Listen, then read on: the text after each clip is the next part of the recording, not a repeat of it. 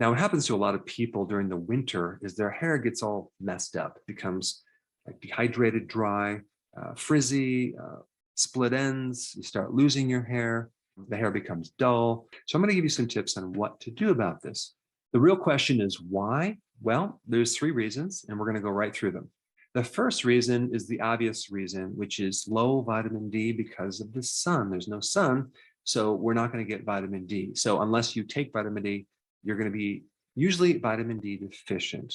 And vitamin D directly helps you grow hair. So if you're deficient, you may have hair loss. Now, the second reason is actually quite interesting.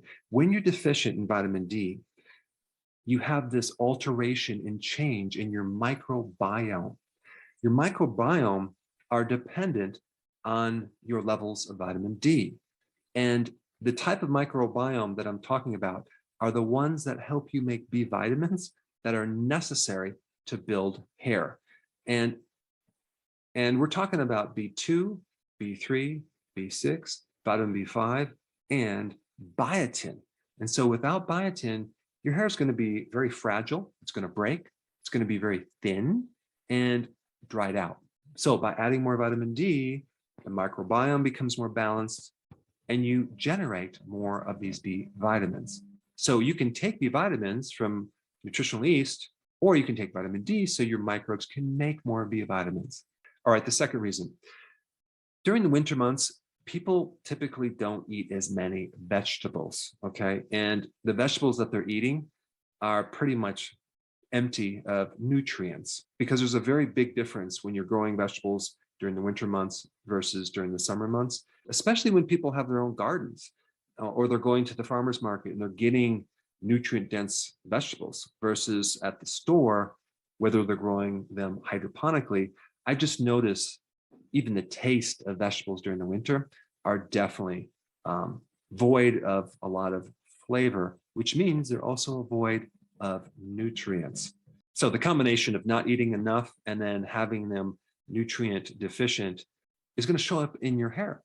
So we're going to have less vitamin C. Vitamin C is necessary to build collagen. Well, guess what your hair is made out of? Collagen. And the other nutrient that's very, very important for hair growth is magnesium.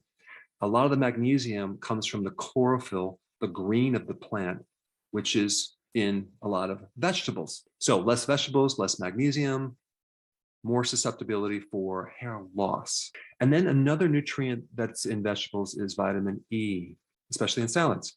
If you're deficient in vitamin E, you can definitely have more hair loss as well as more dryness because the hair needs that oil in the glands to produce a nice texture in the hair. Now, the other thing that's interesting, and people don't consider this a nutrient, phytonutrients give your hair and your skin and your body amazing health benefits. So if you're consuming less phytonutrients, that can show up in your hair.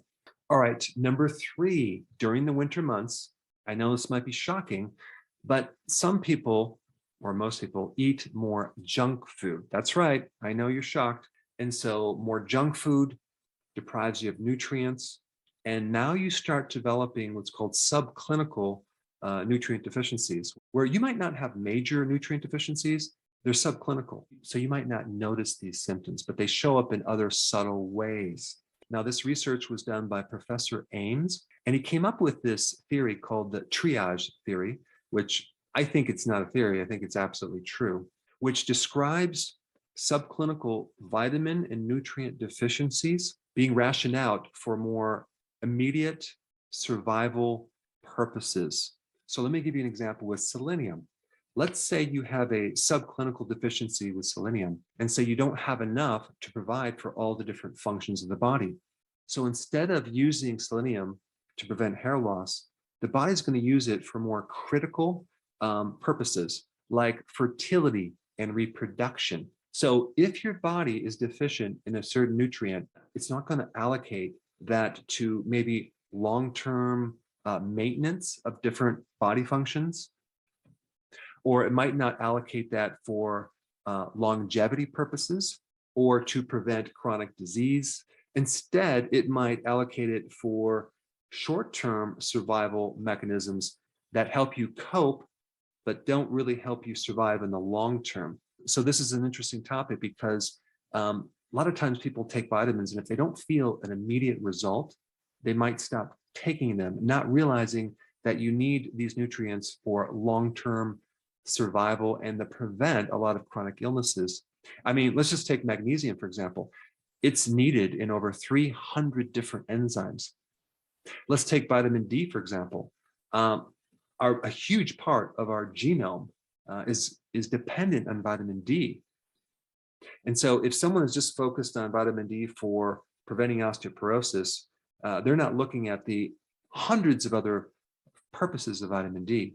So I have additional information on this, but the point is that when you consume junk foods, you worsen these subclinical deficiencies, and it could definitely show up in hair loss. So the combination of low vitamin D, not consuming enough of nutrient-dense foods, and eating junk foods can all worsen your hair during the winter. So what can we do?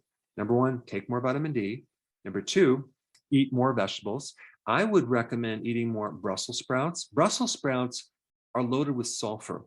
Sulfur is great for hair. Sulfur is also good to help you make amino acids, which are the protein building blocks for all proteins, including your hair.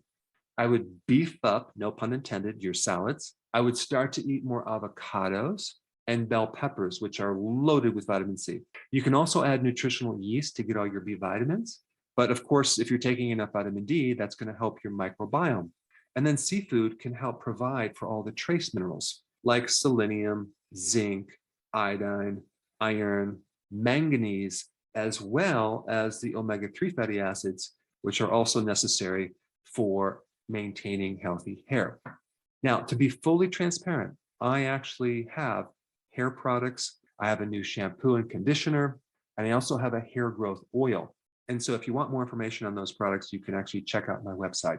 But if you have not seen my video on how to make your own vitamin D, I put it up right here. Check it out.